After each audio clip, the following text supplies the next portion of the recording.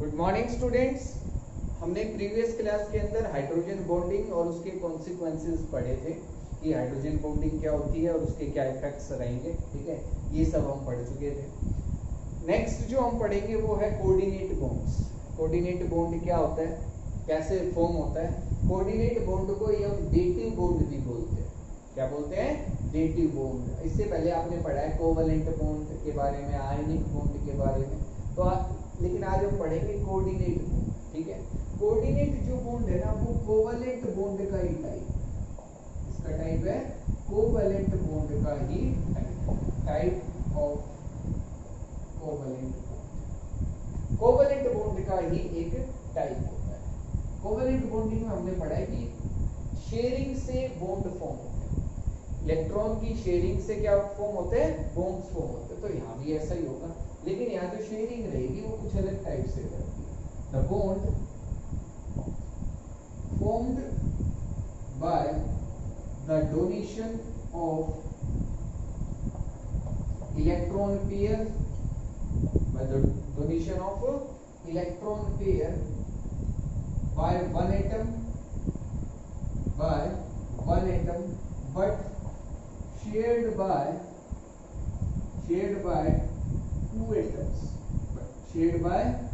two atoms, to complete their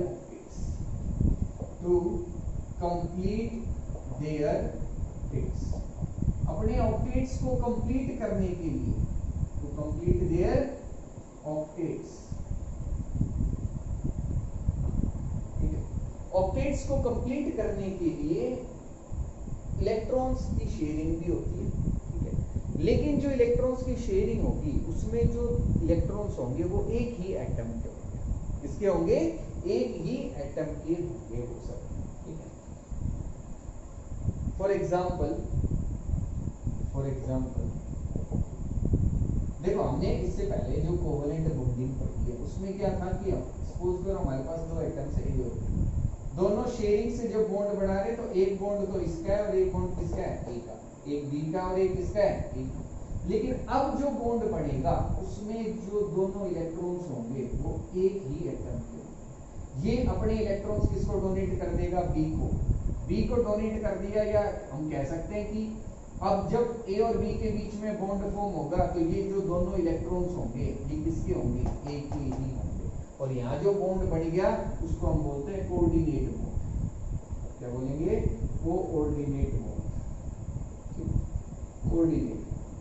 और इसको हम इस तरीके से रिप्रेजेंट करते हैं बॉन्डिंग को। इलेक्ट्रॉन की शेयरिंग हो रही है लेकिन इस तरीके से इसको रिप्रेजेंट किया जाएगा कोऑर्डिनेट बॉन्ड। ए ने किसको इलेक्ट्रॉन दे दिए? बी को। हम इस तरीके से इसमें ऐसा हम पढ़ते हैं कि ए इलेक्ट्रॉन से डोनेट कर रहा है। ए अपने लोन पेयर ऑफ इलेक्ट्रॉन्स को, इलेक्ट्रॉन पेयर को किसको दे दिए? बी को दे दिए। शेयर दोनों कर रहे हैं ताकि दोनों का ऑक्टेट क्या हो जाए? कंप्लीट हो जाए। इसी को हम क्या कहते हैं? कोऑर्डिनेट बॉन्ड या डेटिव कोऑर्डिनेट बॉन्ड या डेटिव। ठीक है, इसको इस तरीके से भी रिप्रेजेंट किया जाता है कि यहाँ आएगा ए पॉजिटिव और बी नेगेटिव। अगर हम ये एरो वाला साइन नहीं दिखाएंगे तो यहाँ पॉजिटिव साइन दिखाएंगे, यहाँ नेगेटिव। जो इलेक्ट्रॉन एक्सेप्ट करेगा उस पे नेगेटिव और जो डोनेट करेगा उस पे पॉजिटिव। ठीक है, आगे सभी को समझ में। तो ये हमारे पास कोऑर्डिनेट। अब इसके एग्जांपल्स कि हमारे पास डिफरेंट एग्जांपल्स हो सकते हैं। फर्स्ट है SO2। क्या है? SO2।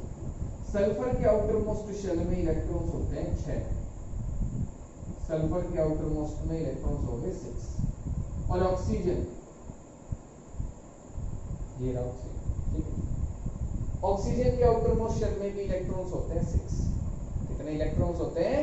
6 इलेक्ट्रॉन्स होते हैं। ठीक है, दूसरा ऑक्सीजन, उसके आउटर मोस्ट शेल में भी कितने इलेक्ट्रॉन्स? 6 इलेक्ट्रॉन्स। कितने इलेक्ट्रॉन्स? 6 इलेक्ट्रॉन्स। अब क्या होगा? ऑक्सीजन और ये जो आपके पास सल्फर है ये अपने जो इलेक्ट्रॉन्स हैं, ठीक है, उनकी शेयरिंग करेंगे। उनकी क्या करेंगे? शेयरिंग करेंगे। ठीक है, कैसे? ये दो इलेक्ट्रॉन्स जो है उनको मैं यहाँ दिखा देता हूँ कि दो इलेक्ट्रॉन्स इसने अपने यहाँ से शेयर किए, दो इलेक्ट्रॉन्स इसने यहाँ से शेयर कर। और ये जो लोन पेयर, ये जो दो इलेक्ट्रॉन्स हैं इनको हम लोन पेयर इलेक्ट्रॉन्स बोल सकते हैं। क्या बोल सकते हैं? Loan pair of electrons. ये इलेक्ट्रॉन्स कौन डोनेट कर देगा? किसको दे देगा? ऑक्सीजन को। या शेयरिंग के लिए ये अपने दोनों इलेक्ट्रॉन्स डोनेट कर देगा। और यहाँ जो बॉन्ड बनेगा वो होगा कुछ इस तरीके से। ये दो इलेक्ट्रॉन्स तो हमने यहाँ दिखा दिए। SO2 की स्ट्रक्चर, इसकी स्ट्रक्चर SO2, ठीक है। कोऑर्डिनेट बॉन्ड बन रहा है इसके अंदर। क्या फॉर्म हो रहा है? कोऑर्डिनेट बॉन्ड, ठीक है। समझ में आ गया होगा सभी को। नेक्स्ट HNO3, ठीक है। HNO3 में अगर हम देखें तो नाइट्रोजन और हमारे पास है 3 ऑक्सीजन, ठीक है। इसमें जो बॉन्डिंग होगी पहले तो वो कुछ इस तरीके से होगी कि ऑक्सीजन इधर, एक ऑक्सीजन इधर, एक इधर और एक हाइड्रोजन। ऑक्सीजन जो नाइट्रोजन है उसके आउटर मोस्ट शेल में इलेक्ट्रॉन्स होते हैं 5। कितने इलेक्ट्रॉन्स होते हैं? 5 इलेक्ट्रॉन्स होते हैं, ठीक है। ये मैंने 5 इलेक्ट्रॉन दिखा। ऑक्सीजन के आउटर मोस्ट शेल में इलेक्ट्रॉन्स होते हैं आपके पास 6 इलेक्ट्रॉन दिखा दी। यहाँ भी ऑक्सीजन के आउटर मोस्ट शेल में 6 इलेक्ट्रॉन, 6 दिखा दी। ये 6 इलेक्ट्रॉन है ऑक्सीजन के। ये तो किसका है? नाइट्रोजन। हाइड्रोजन के आउटर मोस्ट शेल में भी 6 इलेक्ट्रॉन्स, ऑक्सीजन के आउटर मोस्ट शेल में भी कितने इलेक्ट्रॉन्स? 6 इलेक्ट्रॉन्स। कितने इलेक्ट्रॉन्स हो गए? 6। अब देखो ऑक्सीजन ने यहाँ इलेक्ट्रॉन्स की शेयरिंग की, यहाँ इलेक्ट्रॉन्स की शेयरिंग कर ली, यहाँ भी एक इस ऑक्सीजन ने एक हाइड्रोजन के इलेक्ट्रॉन्स के साथ शेयरिंग कर ली। तो देखो इस ऑक्सीजन के आउटर मोस्ट शेल में भी 8 इलेक्ट्रॉन्स हो गए, इस नाइट्रोजन के आउटर मोस्ट शेल में भी 8 इलेक्ट्रॉन्स हो गए और इस ऑक्सीजन के आउटर मोस्ट शेल में भी कितने इलेक्ट्रॉन्स हो गए? 8। लेकिन अब ये ऑक्सीजन बच गया। अब ये इलेक्ट्रॉन शेयर कैसे करेगा? नाइट्रोजन क्या करेगा? अपने इलेक्ट्रॉन्स को किसको दे देगा? ऑक्सीजन को। किसको दे देगा? ऑक्सीजन को। यहाँ हाइड्रोजन के भी 2 इलेक्ट्रॉन्स पूरे होंगे। तो यहाँ जो बॉन्डिंग होगी वो कुछ इस तरीके से होगी, डबल बॉन्ड ऑक्सीजन और एक बॉन्ड हम इधर HNO3। क्या हो गया ये? HNO। जब ये इलेक्ट्रॉन शेयर हो जाएंगे तो आपके पास ऑक्सीजन के आउटर मोस्ट शेल में भी कितने इलेक्ट्रॉन्स हो गए? ऑक्सीजन के आउटर मोस्ट शेल में भी कितने इलेक्ट्रॉन्स हो गए? 8, ठीक है। और नाइट्रोजन के में भी 8 है। अगर मैंने को इस तरीके से दिखा सकता था कि इसके 2 इलेक्ट्रॉन्स अगर यहाँ शेयर करवा दूं तब भी ऑक्सीजन के में तो 8 हो रहे हैं, लेकिन अब नाइट्रोजन के में ज्यादा इलेक्ट्रॉन्स हो जाएंगे, 10 हो जाएंगे। तो 10 हो नहीं सकते। नाइट्रोजन चाहते हैं कि उसके आउटर मोस्ट शेल में 8 इलेक्ट्रॉन्स रहे, तो 8 ऑक्सीजन के में, 8 किसमें? नाइट्रोजन के। और यहाँ कैसा बॉन्ड फॉर्म हो गया? कोऑर्डिनेट, ठीक है। नेक्स्ट एग्जांपल है हमारे पास ओजोन का। नेक्स्ट किसका एग्जांपल है? ओजोन का, O3 का। ऑक्सीजन, 3 ऑक्सीजन है हमारे पास, सभी के आउटर मोस्ट शेल में 6 इलेक्ट्रॉन्स। सभी के आउटर मोस्ट शेल में कितने इलेक्ट्रॉन्स? 6 इलेक्ट्रॉन्स। तो ये हमने 6 इलेक्ट्रॉन से दिखा दिया। अब इस ऑक्सीजन और इस ऑक्सीजन ने अपने इलेक्ट्रॉन्स की शेयरिंग कर ली, तो इसके आउटर मोस्ट शेल में हो गए 8 इलेक्ट्रॉन्स। 2 2 4 2 6 और 2 8। इसके आउटर मोस्ट शेल में भी कितने इलेक्ट्रॉन्स हो गए? 8 इलेक्ट्रॉन्स हो गए। लेकिन अब इस ऑक्सीजन के में है 6, और अगर ये अपने 2 इलेक्ट्रॉन्स यहाँ शेयर कर लेता है तो ये जो बीच वाला ऑक्सीजन है, ये जो आपके पास बीच वाला ऑक्सीजन रहेगा, इसके आउटर मोस्ट शेल में तो 10 इलेक्ट्रॉन्स हो जाएंगे। तो 10 तो हो ही नहीं सकते, 6 ही 8 हो सकते हैं ज्यादा से ज्यादा, ठीक है। तो अब ये क्या करेगा? अपने इलेक्ट्रॉन्स को डोनेट कर देगा, इसके साथ शेयरिंग कर लेगा, और जब शेयरिंग होगी तो आपके पास इस ऑक्सीजन के आउटर मोस्ट शेल में भी 8 इलेक्ट्रॉन्स हो गए, और इसके में भी कितने इलेक्ट्रॉन्स हो गए? 8 इलेक्ट्रॉन्स हो गए। और हमारे पास ये यहाँ जो ऑक्सीजन है उसके आउटर मोस्ट शेल में भी कितने इलेक्ट्रॉन्स हो गए? 8 इलेक्ट्रॉन्स, ठीक है। तो सभी के आउटर मोस्ट शेल में 8 इलेक्ट्रॉन्स है, और यहाँ जो बॉन्ड बनेगा वो हम कुछ इस तरीके से दिखाएंगे कि यहाँ कोऑर्डिनेट बॉन्ड बन रहा है, यहाँ इस ऑक्सीजन और इस ऑक्सीजन के, ठीक है। तो ये हमारे पास है कोऑर्डिनेट बॉन्ड। कोऑर्डिनेट बॉन्डिंग कैसे हो रही है ये हम देख सकते हैं, ठीक है। एक और एग्जांपल अगर हम देखें तो वो हो सकता है अमोनिया और BF3 के बीच में, इसके बीच में NH3 एंड BF3 के बीच। अगर NH3 में हम देखें NH3 तो नाइट्रोजन के पास एक लोन पेयर ऑफ इलेक्ट्रॉन होता है, और BF3 ये एक इलेक्ट्रॉन डेफिशिएंट कंपाउंड है। कैसा कंपाउंड है? इलेक्ट्रॉन डेफिशिएंट, मतलब इलेक्ट्रॉन्स की कमी है इसके पास। और ये एक इलेक्ट्रॉन रिच कंपाउंड हम इसको बोलते हैं कि इसके पास एक्स्ट्रा इलेक्ट्रॉन्स। यहाँ आउटर मोस्ट शेल में 6 इलेक्ट्रॉन्स होते हैं बोरॉन के। बोरॉन के आउटर मोस्ट शेल में कितने इलेक्ट्रॉन्स हैं? 6 outer most electrons. Outer most electrons मतलब आउटर मोस्ट शेल के अंदर 6 इलेक्ट्रॉन्स है, तो ये चाहता है इसके पास 8 इलेक्ट्रॉन हो जाए। नाइट्रोजन अपने लोन पेयर ऑफ इलेक्ट्रॉन्स को डोनेट कर देगा और इनके बीच में कोऑर्डिनेट बॉन्ड जो है वो फॉर्म हो जाएगा। ठीक है, तो इस तरीके से कोऑर्डिनेट बॉन्ड या डेटिव बॉन्ड फॉर्म होता है। ठीक है, आगे होगा समझ में क्या है। नॉर्मल जो हम कोवलेंट बॉन्ड बनाते हैं उसके अंदर दोनों इलेक्ट्रॉन्स दो इलेक्ट्रॉन्स जो होते हैं वो एक एक एटम के होते हैं, एक इस एटम के एक इस एटम का। लेकिन जब कोऑर्डिनेट बॉन्ड बनेगा तो दोनों ही इलेक्ट्रॉन्स जो होंगे वो एक ही एटम के, इसके होंगे एक ही एटम के रहेंगे। ठीक है, बस इतना ही फर्क है। तो ये कोऑर्डिनेट बॉन्ड था। नेक्स्ट अब हम पढ़ेंगे रेजोनेंस। क्या होता है रेजोनेंस? अगर हम बात करें रेजोनेंस की तो रेजोनेंस होगा हमारे पास the process in which complete movement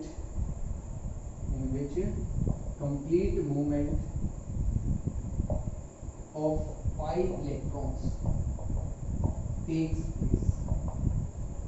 The process in which complete movement of pi electrons takes place between different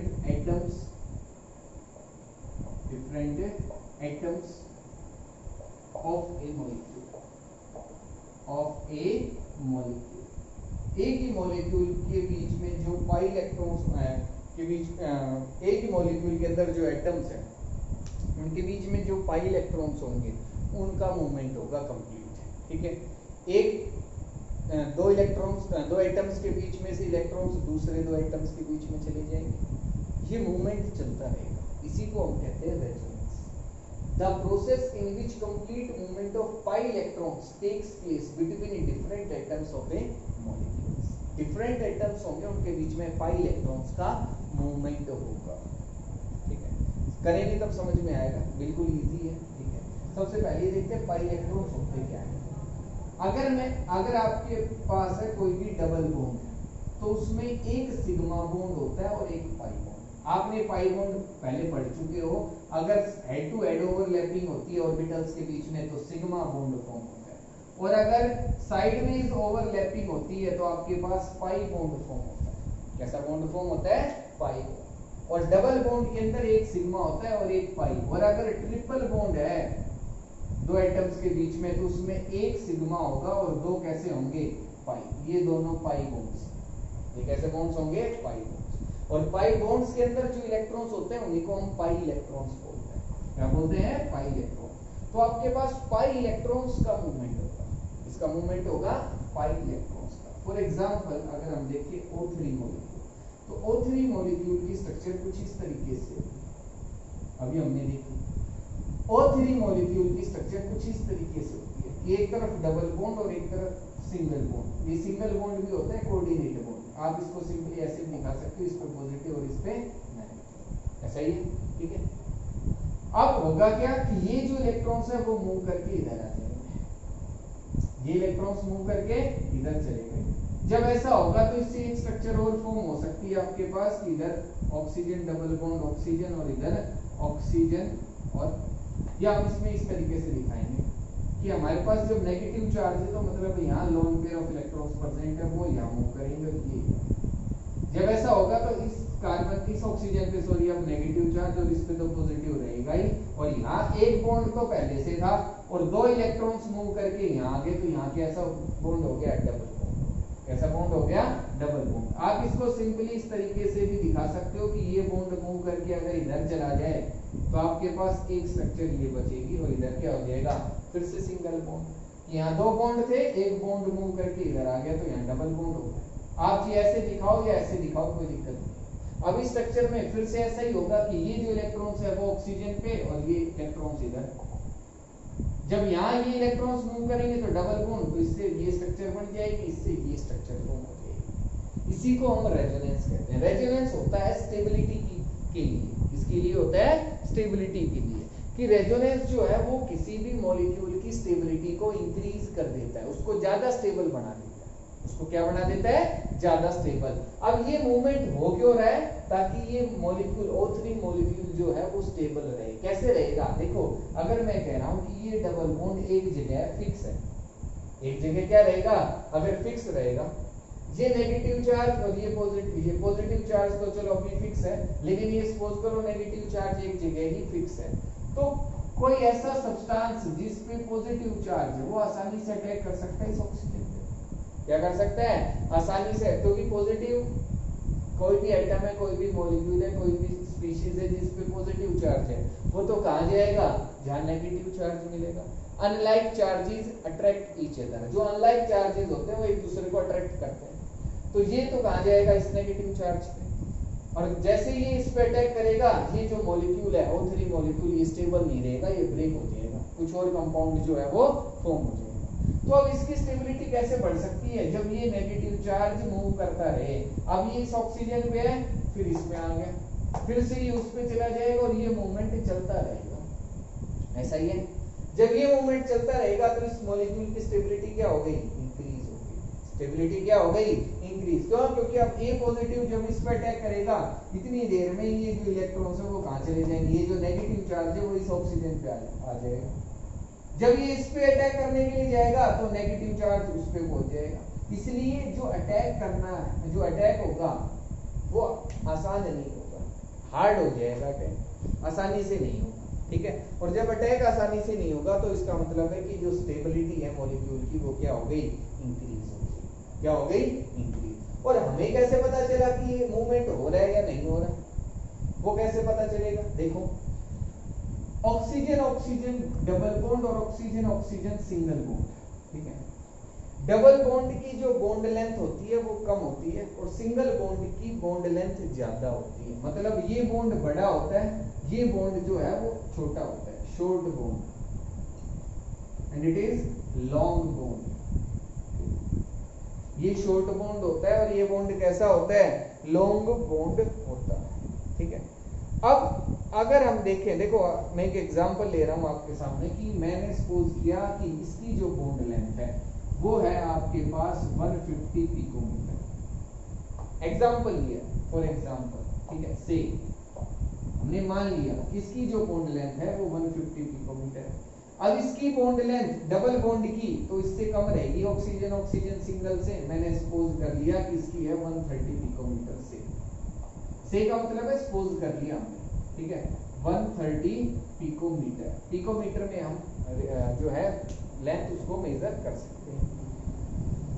ये 130 पिकोमीटर है, ये 150 है। तो देखो, अगर हमने कहा कि ये मूवमेंट नहीं हो रहा, सपोज करो हमने कहा कि ये जो मूवमेंट था इलेक्ट्रॉन्स का वो नहीं हो रहा, तो ये जो बॉन्ड लेंथ है वो तो होनी चाहिए थी आपके पास 130 और ये कितनी होनी चाहिए थी? 150। लेकिन जब हमने इनको कैलकुलेट किया बॉन्ड लेंथ को, तो वो इनके बीच में आ रही थी कि ये भी 140 थी और ये भी 140 थी। ना तो ये प्योरली सिंगल बॉन्ड की बॉन्ड लेंथ थी, ना ही प्योरली डबल बॉन्ड की बॉन्ड लेंथ थी। ये तो उसके बीच की आ गई 140, ना तो 130 आ रही थी ना 150 आ रही थी। तो इसका मतलब ना तो इनमें प्योरली सिंगल बॉन्ड कैरेक्टर है और ना ही प्योरली डबल बॉन्ड कैरेक्टर है, दोनों में पार्शियल डबल बॉन्ड कैरेक्टर है। कैसा कैरेक्टर है? Partial double bond character. हम ये बोल सकते हैं partial double bond character is present in oxygen bond oxygen, in oxygen bond oxygen, ठीक है। तो इसलिए अब मैं इन बॉन्ड्स को कुछ इस तरीके से रिप्रेजेंट कर सकता हूं कि मैंने पार्शियल डबल बॉन्ड दिखा दिया कि पूरा डबल बॉन्ड तो नहीं है लेकिन थोड़ा सा उसके अंदर कैरेक्टर जरूर आ रहा है ना, क्योंकि ना तो सिंगल है ना ही प्योर डबल है, उसके बीच का तो मतलब थोड़ा सा डबल बॉन्ड कैरेक्टर आ गया। और इस स्ट्रक्चर को हम बोलते हैं रेजोनेंस हाइब्रिड। क्या बोलते हैं? रेजोनेंस हाइब्रिड, मतलब जो दोनों स्ट्रक्चर्स को एक्सप्लेन करें, ठीक है, उसको हम रेजोनेंस हाइब्रिड बोलेंगे। और ये जो दो स्ट्रक्चर्स होंगे हमारे पास, इनको हम बोलते हैं रेजोनेटिंग स्ट्रक्चर्स। क्या बोलते हैं? Resonating structures. तो रेजोनेंस क्या है? Movement of pi electrons. Pi electrons ही तो मूव कर रहे हैं कि ये इलेक्ट्रॉन्स यहां चले गए। जब पाई इलेक्ट्रॉन्स मूव करेंगे, और अब देख रहे हैं हम कि एटम्स की पोजीशन तो फिक्स है, केवल इलेक्ट्रॉन्स मूव कर रहे हैं, इसी को रेजोनेंस बोलते हैं। इसी को हम क्या बोलते हैं? रेजोनेंस। और जब इन दोनों स्ट्रक्चर्स को एक स्ट्रक्चर जो एक्सप्लेन करेगी उसको हम बोलते हैं रेजोनेंस हाइब्रिड। क्या बोलते हैं? Resonance hybrid. ये इन दोनों स्ट्रक्चर से ज्यादा स्टेबल स्ट्रक्चर मानी जाती है। ठीक है, इनकी एनर्जी ज्यादा होती है, इनकी एनर्जी कम होती है। तो ये था हमारे पास रेजोनेंस। ठीक है, अब रेजोनेंस जो हमारे पास जो रेजोनेटिंग स्ट्रक्चर्स हैं, इनको ड्रॉ करने के कुछ रूल्स भी होते हैं, या हम पता लगा सकते हैं कौन सी स्ट्रक्चर ज्यादा स्टेबल रहेगी, कौन सी स्ट्रक्चर कम स्टेबल रहेगी। ठीक है, कैसे होंगे, क्या रूल्स हैं, फिर कुछ और एग्जांपल्स देखेंगे रेजोनेंस। अगर हम बात करें रूल्स की, rules for writing resonating structures, rules for writing resonating structures. कि रेजोनेटिंग स्ट्रक्चर्स को राइट करने के लिए, ड्रॉ करने के लिए हमारे पास डिफरेंट रूल्स हो सकते हैं। पहला है, resonating structures should have same position of atoms. कि जो रेजोनेटिंग स्ट्रक्चर्स हैं, कि जो हम डिफरेंट स्ट्रक्चर्स बनाएंगे इलेक्ट्रॉन्स के मूवमेंट के बाद, उनके अंदर जो एटम्स की पोजीशन है वो चेंज नहीं होनी चाहिए। ठीक है, एटम्स जो है वो फिक्स्ड पोजीशंस पे ही रहेंगे। Second, resonating structure should have nearly same energy. और जो एनर्जी है रेजोनेटिंग स्ट्रक्चर्स की वो नियरली सेम होनी चाहिए। कोई ऐसी रेजोनेटिंग स्ट्रक्चर है जिसकी एनर्जी काफी हाई है, उसको हम रिजेक्ट कर देते हैं। वो मतलब जितनी ज्यादा एनर्जी रहेगी किसी रेजोनेटिंग स्ट्रक्चर की, वो उसकी स्टेबिलिटी उतनी ही कम रहेगी। तो स्टेबिलिटी कम है तो मतलब अगर इतनी ज्यादा एनर्जी हो गई, स्टेबिलिटी बहुत ही कम हो गई, तो उस स्ट्रक्चर को हम फिर नहीं लिखते हैं, ड्रॉ नहीं करेंगे।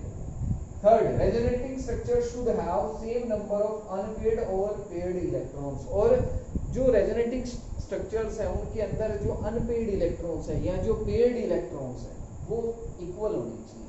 ठीक है, उनकी नंबर में कोई चेंज नहीं आना चाहिए। लोन पेयर ऑफ इलेक्ट्रॉन्स की भी हम बात कर सकते हैं। अभी हमने एक एग्जांपल देखा था कि ऑक्सीजन डबल बॉन्ड, ऑक्सीजन और एक तरफ सिंगल बॉन्ड था, ओजोन वाला जो एग्जांपल हमने देखा। इसके अंदर हम यहाँ कह रहे थे कि नेगेटिव चार्ज है तो मतलब loan pair of electron present है, यहाँ भी loan pair of electron present है। तो दोनों में जो लोन पेयर ऑफ इलेक्ट्रॉन है वो हम सेम दिखाएंगे। अगर इसमें 4 है तो यहाँ भी 4 ही होनी चाहिए, इधर 6 है तो यहाँ भी 6 होनी चाहिए। अगर यहाँ एक लोन पेयर दिखा रहे हैं तो यहाँ भी एक लोन पेयर होना चाहिए। मतलब नंबर ऑफ लोन पेयर्स हो तो ये हम पेयर्ड इलेक्ट्रॉन्स बोल सकते हैं, अनपेयर्ड जो भी है। ठीक है, कि नंबर ऑफ लोन पेयर्स जो है वो चेंज नहीं होंगे, हम सिंपल ये भी कह सकते हैं।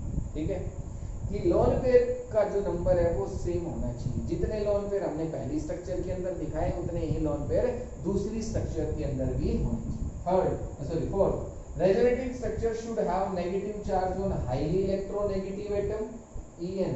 इसका मतलब है electronegative atom, and positive charge on less electronegative atom. कि जो नेगेटिव चार्ज है, हमें कोशिश करनी है कि हमारा जो नेगेटिव चार्ज है वो हाईली इलेक्ट्रोनेगेटिव एटम पे होना चाहिए, और जो पॉजिटिव चार्ज है वो लेस इलेक्ट्रोनेगेटिव एटम पे होना चाहिए। ठीक है, फॉर एग्जांपल अगर मैंने दिखाया आपके पास है carbon double bond oxygen, carbon double bond oxygen, CO2 के एग्जांपल लिया, यहाँ भी हमारे पास एग्जांपल हो सकता है CO2।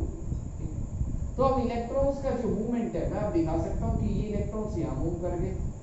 ठीक है, और ऑक्सीजन के ऊपर जो इलेक्ट्रॉन्स है वो इधर आ गए। तो आपके पास जो स्ट्रक्चर बनेगी उसमें क्या आएगा कि यहाँ नेगेटिव चार्ज और इधर कैसा चार्ज, इधर कैसा charge, positive.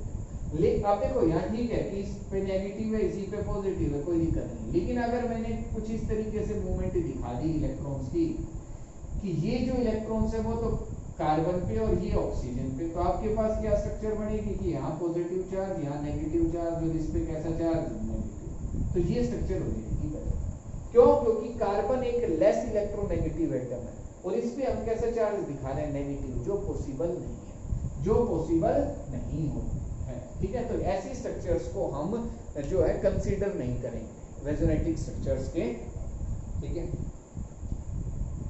Last, like charges should not be present on adjacent atoms. और जो लाइक चार्जेस होंगे, मतलब positive positive charge, negative negative charge, कि हमारे पास कोई भी रेजोनेटिंग स्ट्रक्चर है ABC, सपोज करो हम इसके लिए देखें, एक जनरल एग्जांपल लिए, तो अगर इस पे पॉजिटिव चार्ज है तो इस पे भी पॉजिटिव चार्ज नहीं होना चाहिए। अगर इस पे पॉजिटिव चार्ज है तो इस पे पॉजिटिव नहीं होना चाहिए, इस पे नेगेटिव है तो इस पे नेगेटिव नहीं होना चाहिए, चाहे वो इधर हो या इधर।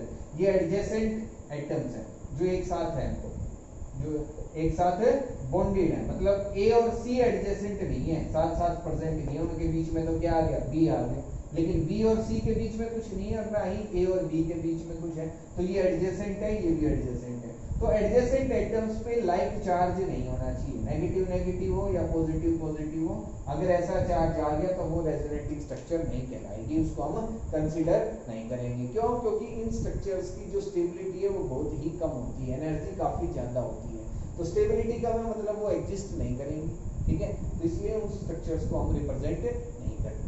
अब हम एग्जांपल्स देखते हैं और कि रेजोनेंस को हम कैसे रिप्रेजेंट कर सकते हैं। एग्जांपल्स करेंगे तो और समझ में आएगा कि कैसे रेजोनेंस होता है, रेजोनेटिंग स्ट्रक्चर्स हमें कैसे रिप्रेजेंट करना है। फर्स्ट एग्जांपल है हमारे पास CO3 2 नेगेटिव, CO3 2 नेगेटिव, कुछ इस तरीके से स्ट्रक्चर होगी CO3 2 नेगेटिव, ये ऑक्सीजन और इस पे कैसा चार्ज, नेगेटिव चार्ज, कैसा चार्ज, नेगेटिव चार्ज, और नेगेटिव चार्ज होगा तो यहाँ जो नंबर ऑफ लोन पेयर्स होंगे वो हमारे पास 6, कितने लोन पेयर्स हो गए, 6 लोन पेयर्स, ठीक है। अब होगा क्या, इसमें रेजोनेंस कैसे होगा, इधर है डबल बॉन्ड, मैं क्या करूंगा कि यहाँ जो आपके पास नेगेटिव चार्ज है या ये जो इलेक्ट्रॉन्स है उसका मूवमेंट मैं दिखा दूंगा इधर, कि ये मूव करके आगे इस कार्बन और ऑक्सीजन के बीच में, और ये बॉन्ड्स इधर चले जाएंगे, तो आपके पास जो स्ट्रक्चर बनेगी अब उससे यहाँ क्या आ गया, नेगेटिव चार्ज, यहाँ क्या आ गया, नेगेटिव। देखो यहाँ 2 लोन पेयर्स तो पहले से होते ही होते हैं, अब हमारे पास 2 इलेक्ट्रॉन्स और चले गए तो यहाँ लोन पेयर्स तो हो गए 6, और इधर हो गया डबल बॉन्ड, और एक लोन पेयर जो था वो मूव करके इधर आ गया तो 2 बच गए, इधर हमने लिखा, ठीक है।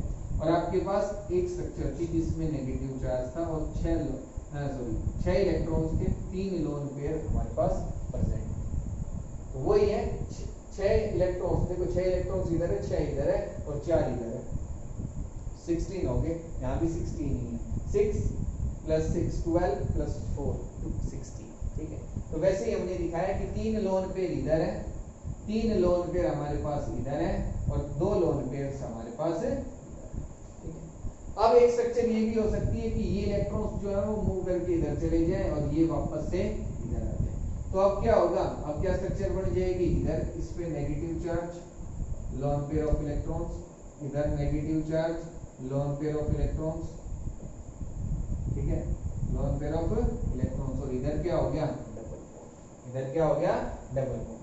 तो हमारे पास ये 3 रेजोनेटिंग स्ट्रक्चर्स इसकी पॉसिबल है, 3 रेजोनेटिंग स्ट्रक्चर्स हो सकती हैं, फर्स्ट, सेकंड एंड थर्ड। हमने देखो डबल बॉन्ड जो है वो तीनों ऑक्सीजन के साथ दिखा दिए, पहले यहाँ था डबल बॉन्ड, फिर इधर चला गया, फिर इधर आ गया, फिर से यहाँ चला जाएगा, फिर इधर, और ये मूवमेंट चलती रहेगी। तो ये हो रहा है रेजोनेंस किसके अंदर, CO3 2 नेगेटिव आयन के अंदर, जिसकी वजह से ये थोड़ा स्टेबल हो जाता है। अब देखो नेगेटिव चार्ज अगर एक जगह रहे तो कोई भी एटम, कोई भी स्पीशीज जिस पे पॉजिटिव चार्ज है वो आसानी से अटैक कर देगा, लेकिन अब हम क्या देख रहे हैं कि जो नेगेटिव चार्ज है वो तो मूव कर रहे हैं, एक बार इस ऑक्सीजन पे था, नेक्स्ट में यहाँ नहीं है, फिर से आ गया, पहले इस ऑक्सीजन पे था, यहाँ भी था, फिर नहीं है, तो ये जो मूवमेंट है नेगेटिव चार्ज का, इसकी वजह से CO3 2 नेगेटिव आयन को क्या मिल रही है, स्टेबिलिटी, इसको क्या मिल रही है, स्टेबिलिटी मिल रही है। नेक्स्ट हमारे पास जो एग्जांपल है वो है NO3 नेगेटिव, क्या है, NO3 नेगेटिव, NO3 नेगेटिव, ये स्ट्रक्चर होगी NO3 नेगेटिव, यहाँ ऑक्सीजन और इधर आपके पास आएगा नेगेटिव चार्ज, इधर क्या आ गया, नेगेटिव चार्ज, ठीक है। नेगेटिव चार्ज आते हैं ऑक्सीजन पे, जो नंबर ऑफ लोन पेयर्स है वो हो जाते हैं 6, ठीक है। अब नेक्स्ट स्ट्रक्चर इससे जो बन सकती है कि ये जो नेगेटिव चार्ज है अगर ये इधर आ जाए, ये जो नेगेटिव चार्ज है अगर इधर चला जाए तो आपके पास जो स्ट्रक्चर बनेगी और इधर क्या हो जाए, डबल, और ये ऑक्सीजन, ये ऑक्सीजन, तो ये क्या हो रहा है, रेजोनेंस हो रहा है कि ये इलेक्ट्रॉन्स इधर जाएंगे और ये मूव करके, ठीक है। तो आपके पास रेजोनेंस जो है वो हो गया। नेक्स्ट स्ट्रक्चर के अंदर हम इस तरीके से भी दिखा सकते हैं, इधर आ गया आपके पास डबल बॉन्ड, सॉरी इधर है आपके पास डबल बॉन्ड और यहाँ आ गया आपका कोऑर्डिनेट बॉन्ड और इधर आ गया नेगेटिव चार्ज, इधर क्या आ गया नेगेटिव चार्ज। तो हम इस तरीके से भी बॉन्डिंग दिखा सकते हैं। अब ये भी क्या है, इसकी एक रेजोनेटिंग स्ट्रक्चर है, ये भी क्या है, इसकी एक रेजोनेटिंग स्ट्रक्चर है। ठीक है, सभी को आ गया आपको समझ में कैसे लिखेंगे। तो ये रेजोनेंस है, डिफरेंट रेजोनेटिंग स्ट्रक्चर्स जो है वो हम ड्रॉ कर सकते हैं। एक और देखते हैं NO2 नेगेटिव के अंदर। NO2 नेगेटिव की स्ट्रक्चर देखें तो कुछ इस तरीके से होगी, ऑक्सीजन और इस पे नेगेटिव चार्ज, ऑक्सीजन पे कैसा चार्ज नेगेटिव चार्ज और इस पे 3 लोन पेयर्स। ठीक है, नेक्स्ट स्ट्रक्चर जो होगी वो कुछ इस तरीके से बन सकती है, इधर डबल बॉन्ड और इधर इस बार नेगेटिव हमने दिखा दिया, इधर क्या दिखा दिया नेगेटिव दिखा दिया। तो ये स्ट्रक्चर हो गई, ये भी क्या है रेजोनेटिंग स्ट्रक्चर्स है। एरो से मूवमेंट जरूर नहीं है आपको दिखानी, आप सिंपल भी दिखा सकते हो कि नेगेटिव चार्ज जो है वो सभी कार्बन सभी ऑक्सीजन एटम्स पे जा रहा है और इस तरीके से आप उसमें जो रेजोनेटिंग स्ट्रक्चर्स है वो रिप्रेजेंट कर सकते हो। इसमें इस तरीके से दिखाएंगे, इधर डबल बॉन्ड दिखा देना, ठीक है, इधर डबल बॉन्ड और इधर क्या आ गया नेगेटिव चार्ज। एक बार नेगेटिव चार्ज इस पे था फिर इस पे गया और एक बार इस पे आ, इसको थोड़ा ठीक कर लेना और एक स्ट्रक्चर आपकी ये हो सकती है NO2 नेगेटिव।